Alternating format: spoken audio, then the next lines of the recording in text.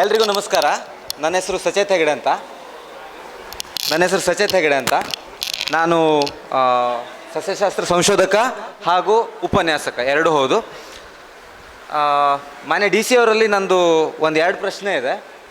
ಒಂದು, ಈ ಸಾಮಾನ್ಯ ಜನರು ತೋಟಕ್ಕೆ ಮಂಗ ಬಂತು ಅಂತ ಹೊಡೆದ್ರೆ ನೀವು ವೈಲ್ಡ್ ಲೈಫ್ ಪ್ರೊಟೆಕ್ಷನ್ ಆ್ಯಕ್ಟ್ ಅಂತ ಹೇಳಿ ಕೇಸ್ ಹಾಕಿ ಅವ್ರನ್ನ ಅರೆಸ್ಟ್ ಮಾಡ್ತೀರಾ. ಈಗ ವಾಟ್ ಅಬೌಟ್ ದಿಸ್, ಇದ್ರ ಬಗ್ಗೆ ಏನು ಹೇಳ್ತೀರಾ? ನೀವು ಈಗ ವಯಲೇಷನ್ ಮಾಡ್ತಾ ಇಲ್ವಾ? ವೈಲ್ಡ್ ಲೈಫ್ ಪ್ರೊಟೆಕ್ಷನ್ ಆ್ಯಕ್ಟ್ 1972 ಮಾಡ್ತಾ ಇದ್ದೀರಾ ಇಲ್ವಾ? ಇದ್ದೀರಲ್ವಾ? ಅಂದ್ಕೊತೀನಿ ಮಾಡ್ತಾ ಇದ್ದೀರಾ ಅಂತಲೇ ಅನ್ಸುತ್ತೆ ನನಗೆ. ಇದು ಫಸ್ಟ್ ಪಾಯಿಂಟ್. ಸೆಕೆಂಡ್ ಒನ್,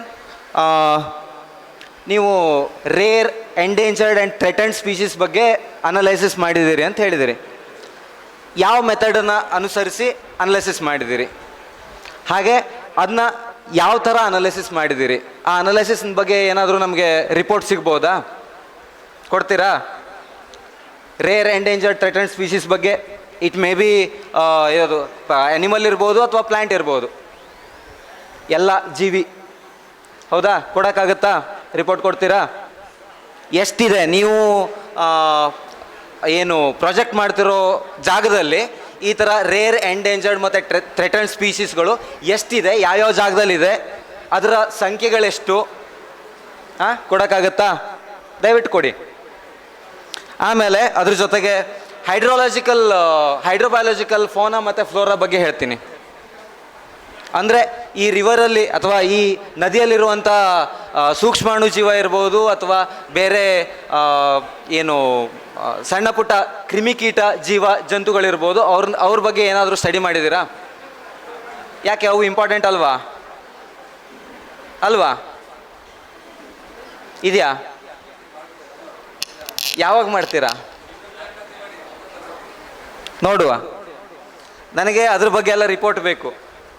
ಆಮೇಲೆ ನೀವು ಈ ಏನು ಪ್ರಾಜೆಕ್ಟ್ ಮಾಡ್ತಿದ್ದೀರಲ್ಲ, ಈ ಪ್ರಾಜೆಕ್ಟಿಂದ ಎಸ್ಚುರಿನ್ ಇಕೋಸಿಸ್ಟಮ್ ಬಗ್ಗೆ ಏನು, ಅದರ ಪರಿಣಾಮಗಳೇನು, ನಿಮ್ಮ ಪ್ರಾಜೆಕ್ಟಿಂದ ಎಸ್ಚುರಿನ್ ಇಕೋಸಿಸ್ಟಮ್ ಪರಿಣಾಮಗಳೇನು, ಇವಿಷ್ಟು ನನಗೆ ರಿಪೋರ್ಟ್ ಬೇಕಾಗಿದೆ. ಕೊಡೋಕ್ಕಾಗತ್ತಾ? Wildlife protection act violation. Second one, red species. How did you analyze the rat species? And the third one is hydrobiological fauna and flora, hydrobiological study. And the fourth one is estuarine ecosystem. ಇದು 4 scientific ಪಾಯಿಂಟನ್ನು ನಾನು clear ಮಾಡ್ಕೊಳ್ಳೋಕೆ ಇಷ್ಟಪಡ್ತೀನಿ. ಕೊಡೋಕ್ಕಾಗತ್ತಾ? ಇದನ್ನು public ಮಾಡಿ. ನೀವು ಮಾಡಿಲ್ಲ, ನೀವು ಮಾಡಿದ್ದು ಕರೆಕ್ಟಾಗಿ ಇಲ್ಲ, ಕ್ಲಿಯರ್ ಆಗಿಲ್ಲ ನೀವು ಮಾಡಿದ್ದು.